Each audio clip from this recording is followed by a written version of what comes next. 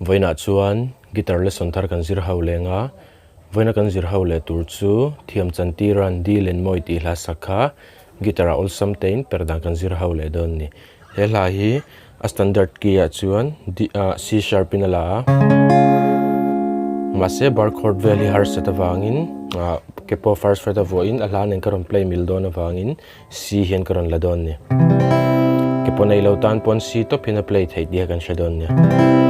chuan a hniama G nia nga a sanga F chuan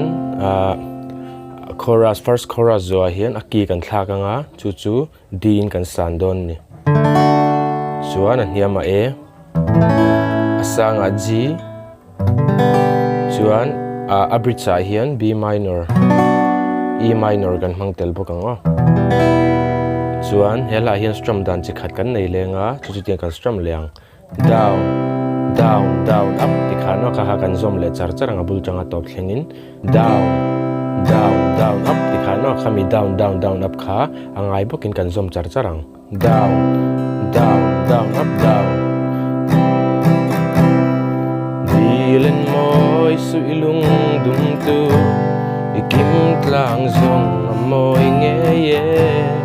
lenggang trang chu bel tala keipon hil zai karel nang tikhan kan stramang a chuan kepo first fret of chungin C key lain ahlamilin karon playing